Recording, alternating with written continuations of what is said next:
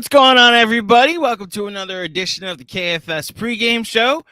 I am your host, GMAC. His name is Young Bet and Sweat, Mr. More Like Mensa, and we are here to preview the Knicks' upcoming matchup against the Indiana Pacers. The Knicks come in at six winners of 6 games in a row at sixth place in the Eastern Conference. The tide has turned almost completely. Before we fully get into it, I do want to say a couple shout outs. First of all, shout out to Sean, who filled in for me this past week.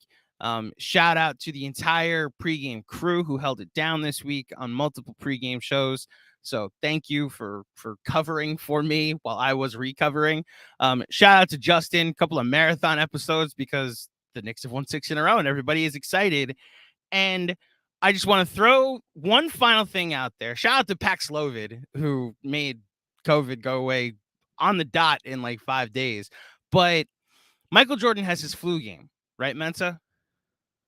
Yeah, Right. definitely. You're aware of the flu game, obviously. So the legend goes that, his legend goes that it was food poisoning from a pizza that he called up himself and said, "Hey, I'm Michael Jordan, send me pizza." No holes in that story. We're just gonna let the documentary keep going, whatever. But he played a basketball game and was fine. I would like to present the COVID production session in which I edited apparently a 3-part cap or no cap. Oh man, with the beginning stages of COVID and 102 fever all of a sudden. So impressive work. I just to toot my own horn a little bit. Not that big a deal, Michael. Okay, whatever. The NBA Finals, producing this podcast, you name it. Happy to be back, and I'm happy that we're here to talk about a team that. I mean, did I miss anything? Are the Knicks now the hottest team in basketball? Is everything fixed? Are we extending everybody? Mensa, how you feeling? The Knicks won 6 games in a row. That feels great, and that's where I'll leave it. I feel really good about where the way the New York Knicks are playing basketball as of recent. Everybody's been playing well. Maybe everybody hasn't been playing well on the same nights, but we've seen good Jalen Brunson. We've seen the return of good RJ Barrett. We've seen great Quentin Grimes. We've seen Inferno Julius Randle. It's been a really, really good 6-game stretch for the New York Knicks. We've seen great Tom Thibodeau. We've seen not so great Tom Thibodeau, but you can do that for everybody. You can do that of for course, everybody. Of course. Fair enough. We've seen, and I think that's the point, is that we've seen the good and the bad of basically all of this season's main characters, and the Knicks have still been able to persevere and win 6 games in a row in different ways. We've also seen really good betting and sweating. We swept, and then we are 9 of our last 10 picks. And that's 8 of our last 9. I'm sorry. We're doing really, really well. So it's been wins all around. It's been wins all around for the New York Knicks and for the KFS pregame show. So here's what I'm going to say, because I want to say it was right before the winning streak started. You and I did a pregame. It was just you and me, and we looked ahead at the schedule. And I said, and I might have also been like a post game that I hosted myself where I looked ahead at the schedule and said, just get me the Detroit game and get me one other win somewhere before Atlanta. And then the schedule lightens up and this team might go on a run. And the way they kept losing all these close games, the Milwaukee game, the Portland game, the Memphis game, and it's all these close losses that are heartbreaking. And you're like, man, they're right there. And the Dallas game happens, and it's as if we were like, no, like this is broken, completely erasing how close it felt from those other games, And then they get the Cleveland game, and it's like, oh, so they actually did get the one game that I needed them to get, and they haven't lost since. And here's where my perspective is on all of this, and I've had a chance to sit back and listen over the past 6 games, and more specifically the past week. And I think what's cool about this is, however people want to experience the 6-game winning streak, that could very easily end tonight. We're going to talk about the Jekyll and Hyde-ness of the Pacers that could very easily lose in a blowout loss at home to the Knicks, or they could end the winning streak, and it would be very conceivable in either way. However people are enjoying this, I hope you are. If you're tooting your horn that RJ Barrett is back.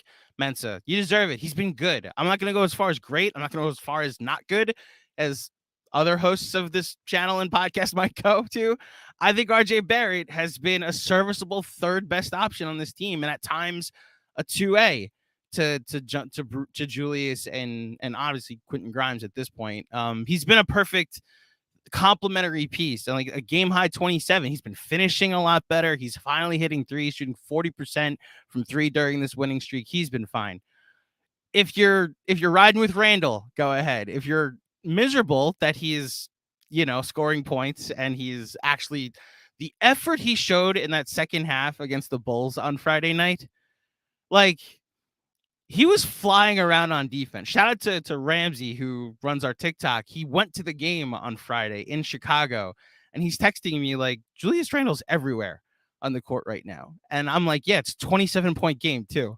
Like, I understand if we tried to trade this dude all off season and any progress was like, well, this guy's not a winning player. Well, he's playing his best ball right now and they're winning. So go ahead. The last time I was on here, it's like, this is an indictment of the front office. And it's like, or the coaching staff even. How about this? We usually get called the smartest fans in the world, right? Like Knicks fans are usually smarter than other teams, Mensa, other fan bases. How about this is just a testimony or a testament to how smart Knicks fans are? Knicks fans remain the smartest fans in the world. That we knew that this was the rotation the Knicks had to play. We knew that Deuce McBride would make a difference. We knew that starting Quentin Grimes over Evan Fournier was going to make such a difference. And the politics and how you run a team and keep a locker room, because that's another thing. They've got all this veteran money on the bench, and you don't hear anything. You don't hear any type of quibbles or riffs in the locker room. Everybody's really supported. Derrick Rose wants to stay here, even though he spent all offseason losing weight and lost his rotation spot.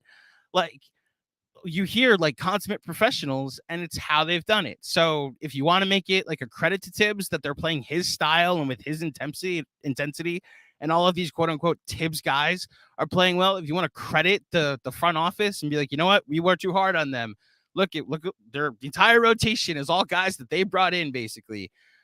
However you want to experience it, however you want to enjoy it, do you. I just hope people are enjoying it. This has honestly become a very fun season out of nowhere. And Mensa, 16 of the next 19 Knicks games are against teams under 500. Like how that's huge. Not to completely get crazy about this, but like, where are you taking it day by day, or it's me just saying that it's like, wow, could they actually get to like actually space between their record and 500? Could they go from mid to the tier just slightly above mid? So I think that with the New York Knicks specifically, I thought they would be I thought coming into the season, I thought they were a 48-win team. I thought that we were by Pythagorean. We were a 500 team last year, and we added an actual point guard. So I figured that would be worth a lot because the Kemba Walker experience and the Alec Burks experience and the refusal to give Emmanuel Quickly a chance was maybe one of the three worst point guard situations in the NBA last year.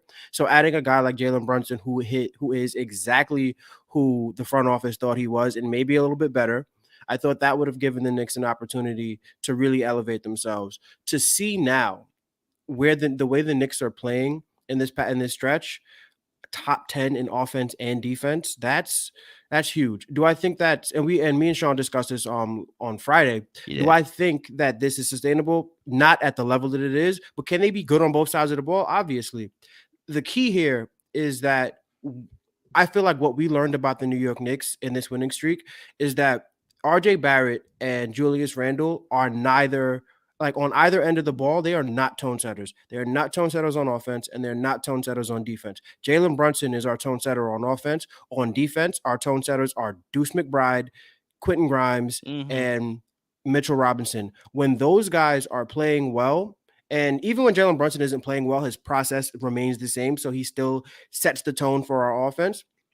When these guys are playing well, you're seeing Julius Randle buy in on defense. You're seeing RJ Barrett buying on defense. You're seeing even Jalen Brunson. He's got to be top 3 in the league in drawing charges, if not the best at it. Like, we're playing really good basketball, and we are back to being the team that we were to start the season, which was if you were not better than us on paper, you would not beat us. And I think that if we're playing these teams that 16 of the next 19, like you said, are against under 500 teams, I think the Knicks are going to go on a real run. And we've seen basically every year there's been a team like the Toronto Raptors that doesn't necessarily have that superstar. I mean, Pascal Siakam has been playing great, but in the past couple seasons for sure. But the way where Julius Randle is and where Jalen Brunson is right now, it's similar, comparable to where Pascal Siakam has been on a team that doesn't necessarily have that superstar. So the Knicks could be a team that is just as far as the rotation goes, and as far as just not having any bad players in the rotation, the Knicks can beat a lot of teams and rack up wins and not necessarily be reliant on one guy, because we've seen Julius Randle doesn't have it. Okay, RJ might have it. RJ doesn't have it and Julius doesn't have it. Okay, Jalen Brunson might have it. None of those guys have it. Quentin Grimes might be shooting it well. Deuce McBride's defense is going to be there every night. Mitchell Robinson's defense is going to be there every night. And even without Obi Toppin in the rotation, which is something we can talk about, but I'm not really. I mean, I feel like he hasn't been a part of the process. Let's just be happy with what we have and talk about what we've been going through. I'm also not worried about him exactly when he comes back. Like when he comes back, he'll be exactly what they need him to be. And that's what I'm saying. Like the Knicks are a deep team, and really what that depth can do for you in the regular season, how we're stringing together wins. And when you're looking ahead and you're like, well, if they don't come with it, that's where we're at with the New York Knicks right now. If teams do not come with their A game, they're going to be in a fight. And that's where Chicago, they thought they were going to roll in Michael Wilbon. He was on ESPN. It was hilarious. And he was like, they're going to win by double digits. No. I'm just really excited and really happy with where the Knicks are right now. And again, there's no reason anybody should be feeling bad about a team that is being led by probably the youngest rotation on a plus 500 team, I should say, in the NBA, where Julius Randle is 28 years old and everybody else is younger than him. There's no reason to be upset. This is what not tanking looks like, but this is what development looks like. That everybody wants to be the Miami Heat. You want to, be around that 500 team, and then boom, here comes the star player, and now you're a legit team. Like that's the formula that we saw the Clippers go for before they got Kawhi. That's the formula we saw with Miami before they got Jimmy Butler. The Knicks, the long-term impact of these small wins, considering the route that they've chosen to go, and we can debate if the Knicks are choosing to go the right route all day, all night. But right now we're talking about in the pregame show what the Knicks are doing game by game. And game by game, the Knicks have been great the past 6. Amen. And the mighty elixir that winning is, suddenly Tibbs' scheme looks fine. Like I will say they're playing much harder. Like that. Absolutely. That's the other part about it. The drop coverage when you have guys just staying down there and not really, like Benji put up a good thread the other day of the difference between the contests we were getting against Dallas to the most recent game against the Kings, like Deuce McBride contesting in drop coverage. And it's like, no, this is how it works. Now look, have they played some teams that are poor 3-point shooting teams? Yes. But you add in the Kings game against, like, yes, it didn't have De'Aaron Fox, but like Kevin Huerter shooting poorly that night. And it wasn't like open threes that he was missing, like the Cavs game, Mitchell Robinson has looked great all of a sudden. Like all of the other things that we were like, again, the crisis points that John has pointed to, they all look silly now, because now a lot of validation looks to be there, because you said there's like a team every year that doesn't have a superstar, but ends up winning a bunch of games. Last year, you mentioned the Raptors.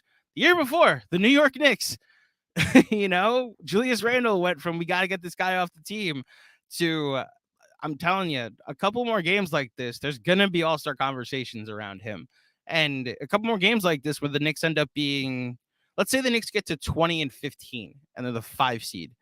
They're going to start talking about both Brunson and Julius making the all-star team. That's the world that the Knicks are headed for if they keep playing like this. And hopefully they can keep playing like this against an Indiana Pacers team that comes in at 15-15. They are 8th in the Eastern Conference. They are being outscored this year. They have a negative net rating. So they're 9-6 at home, not on the road. That is a typo by me.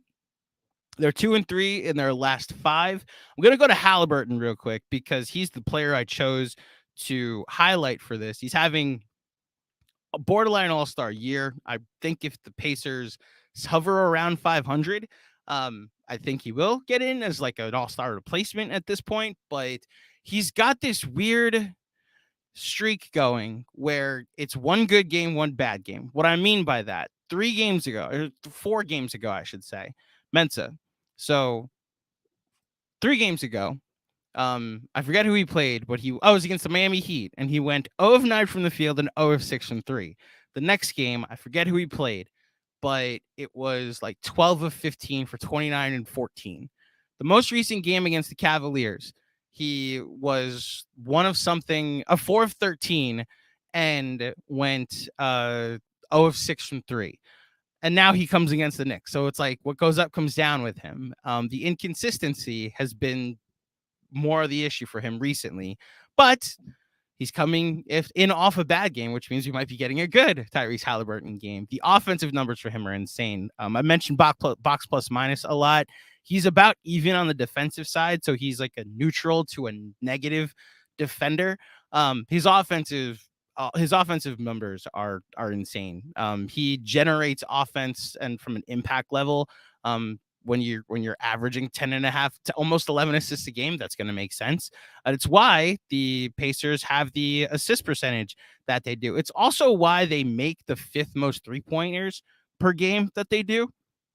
It's not that they even make a good percentage. It's that they just make a ton because they're assisting. Their ball movement leads to a lot of open looks. So they make the 5th most. They take the 2nd most. They're around like 13th in 3-pointer percentage for the year. So this is a game where the newfound defense will be tested. I will say, though, they give up a lot of the offensive rebounds, which is where a game where Mitchell Robinson could potentially flourish. So it's funny, Mensa, I had told XJ when we get the chance to play the Pacers, and I hope he's available for the next one because I'd like to fully get his take on this, but I want to get yours as well. Tyrese Halliburton, a name that became a swear word 3 years ago, and the Knicks drafted Obi Toppin over him. And there's some, I don't know the full Reddit scuttlebutt about he didn't want to go to New York. He like dodged an interview. He wanted to go to Sacramento. I don't know fully what the story is, but with the benefit of hindsight, where are you on the Halliburton versus Obi discussion?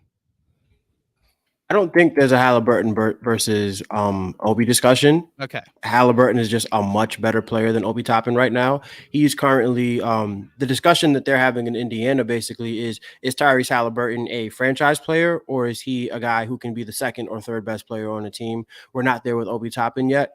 I think that discussion, drafting in general, I think that's a discussion about organizational philosophy, because we saw Tyrese Halliburton got drafted to the Sacramento Kings to be a shooting guard. They put him on the ball in Indiana, and now the guy is a top 5 point guard in the NBA. Same, like, and I always have this question in my mind. Like, if the Knicks had drafted Josh Giddey, would Josh Giddey be playing as well as he's playing right now? If the Knicks had drafted Tyrese Halliburton, I mean, we had Elfrid Payton. He would have gotten the ball, obviously. That's the thing, yeah.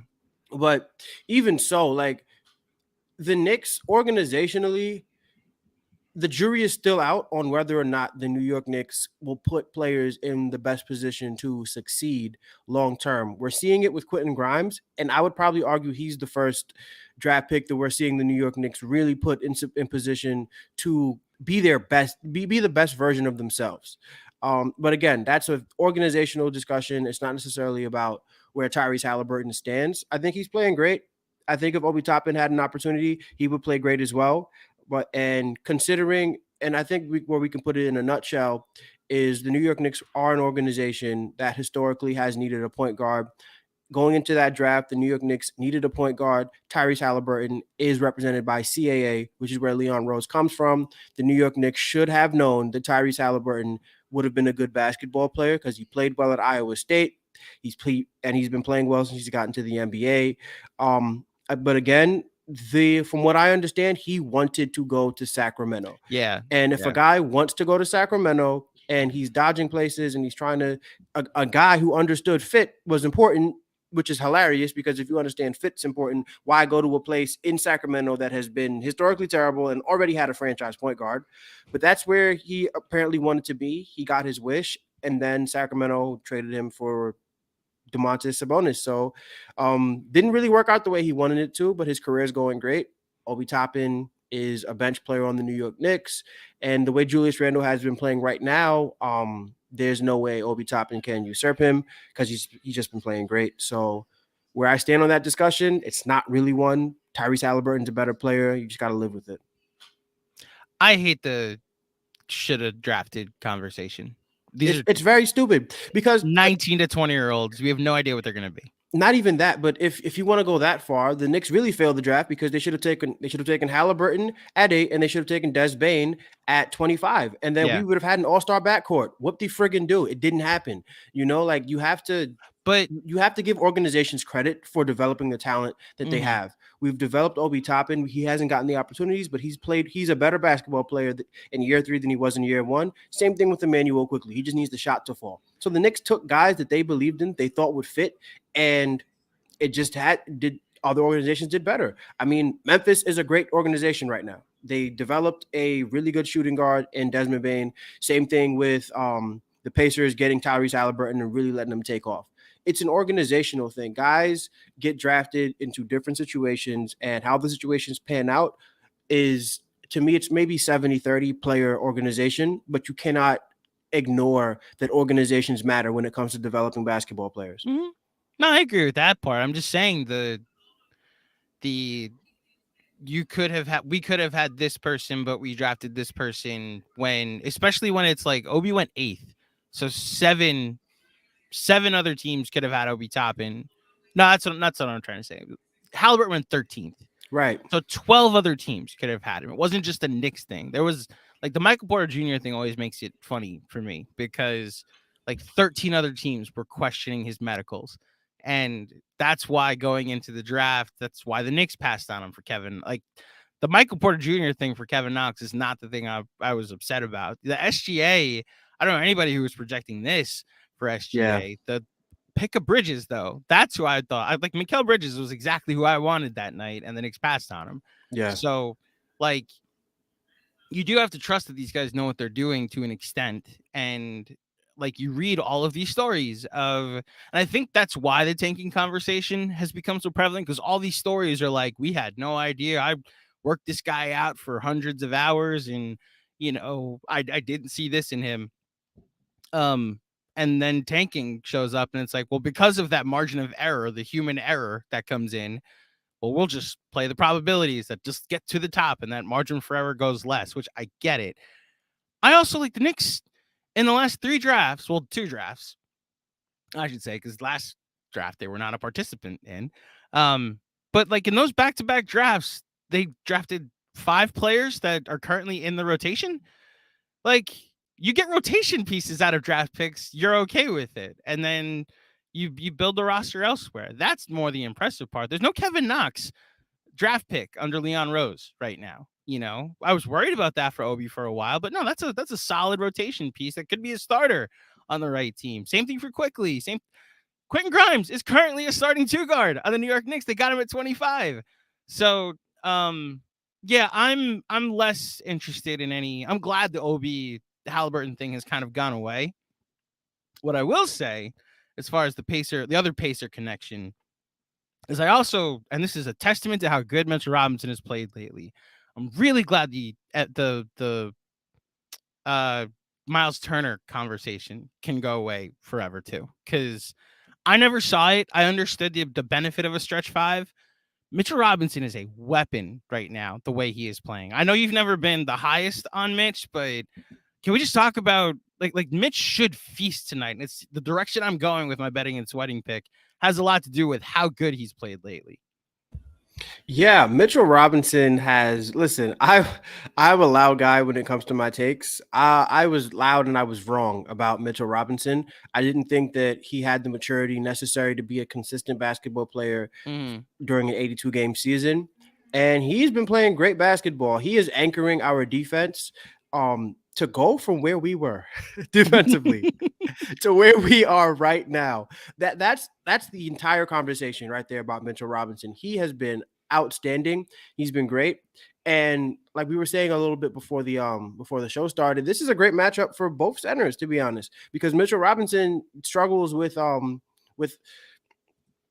Mitchell Robinson struggles against stretch fives, and that's who Miles Turner is. But Miles Turner rebounds like a small forward, so Mitchell Robinson should be doing great. So it really will. This is an interesting game, and I think the books have it right where they really have it as a pick 'em, where I think either team is favored by like 1 point. Because you really don't know. The Knicks shoot the ball well. Well, they've been shooting the ball well recently, and Indiana gives up a lot of threes. But also, Jalen Brunson struggles against length, and Indiana is kind of long when it comes to, at least when you're thinking about Tyrese Halliburton as the primary defender tonight on Jalen Brunson. I think but again, like you were saying, Mitchell Robinson should feast because who's gonna stop him in the paint tonight? I don't think anybody on Indiana's roster is capable of stopping what the Knicks have in the paint with Julius Randle, Jericho Sims, and of course Mitchell Robinson. So this game, but I do think it can go either way depending on who dictates what first. Because if Miles Turner decides he's going to come out and hit 3 threes in the first quarter, we might be in for a long night.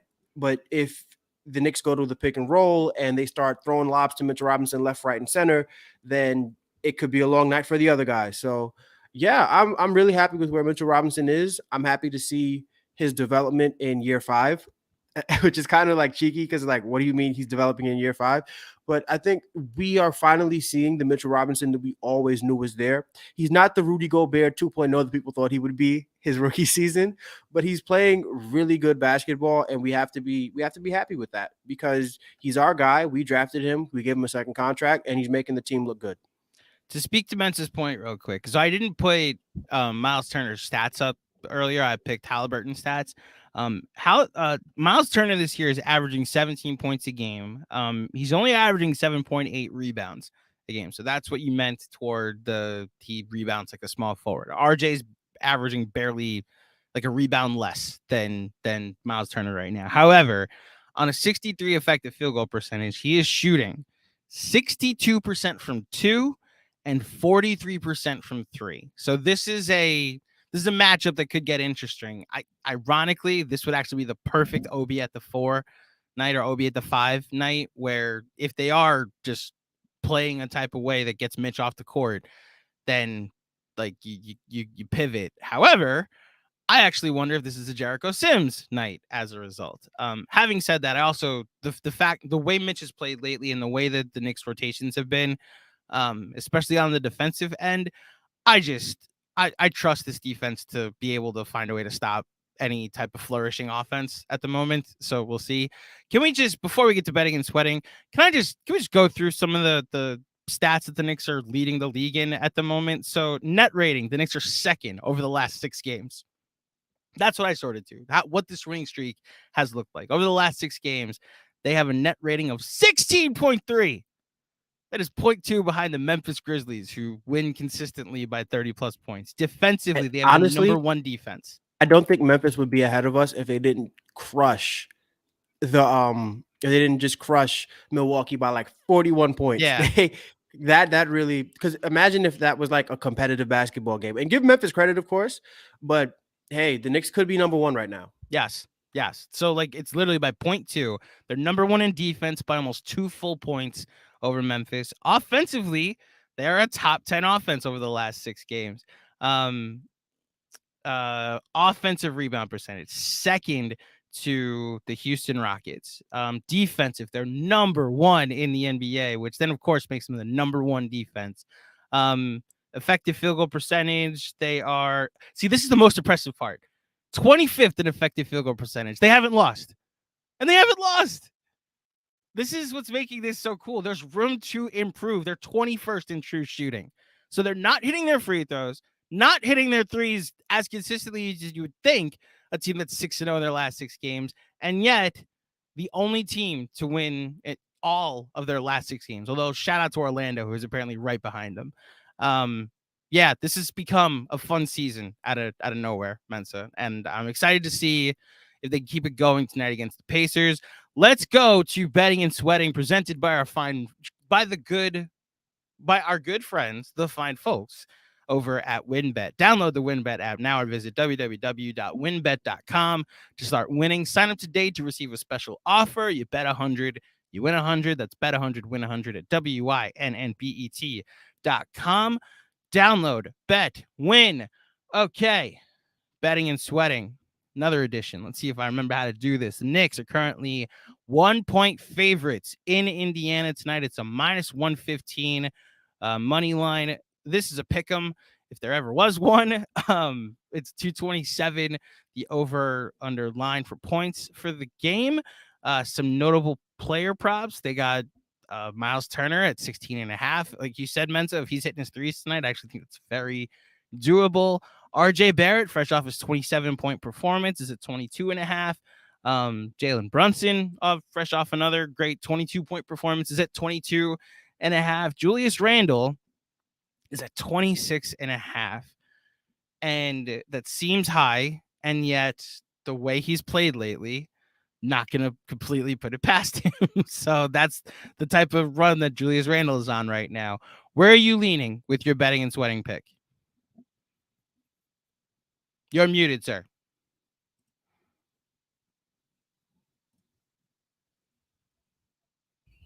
There you go. Okay, perfect. I'm gonna ride the hot hand, and I'm going with Quentin Grimes, 3 threes at plus money. I think it's like plus 124.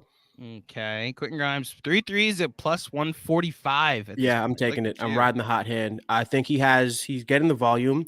I think this is a game where there's going to be a lot of pace. There's going to be a lot of up and down, which should create a lot of opportunities for Quentin Grimes in transition. And Indiana isn't necessarily the best at guarding shooting guards.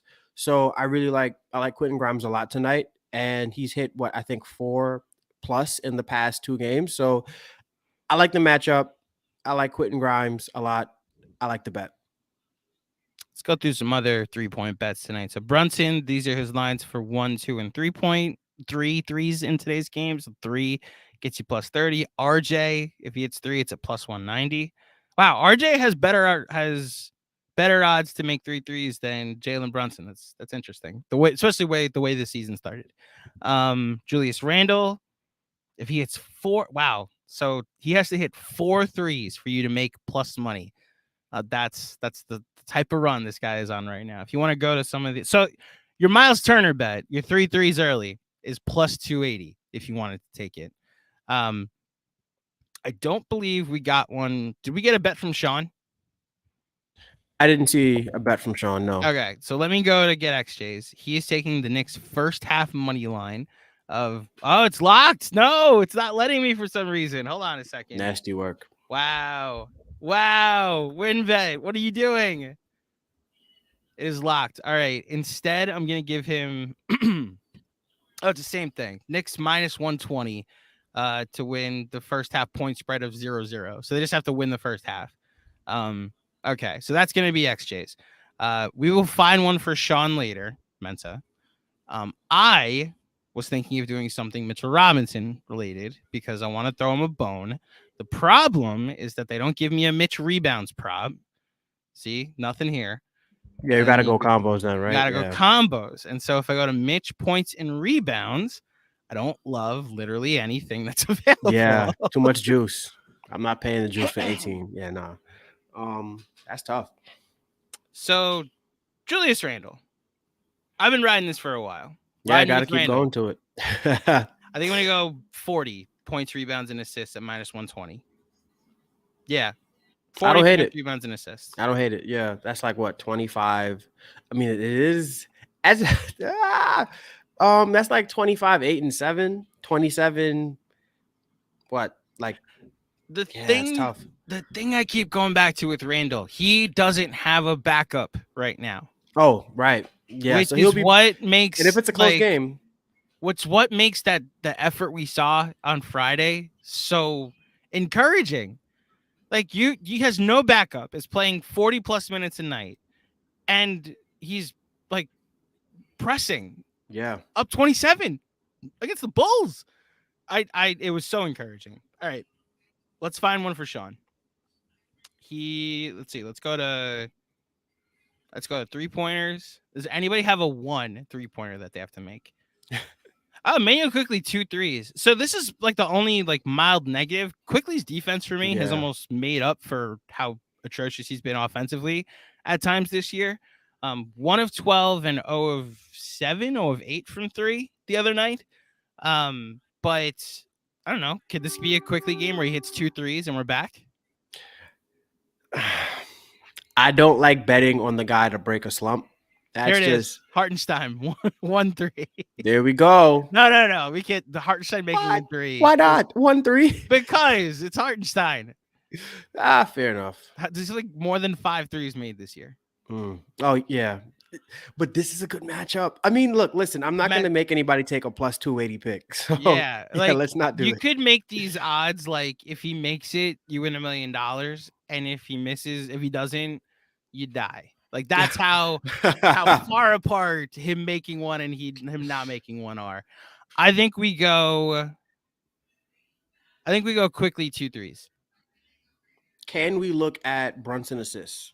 Yes, we can. Bro, there's no Brunson assists. What? I don't think.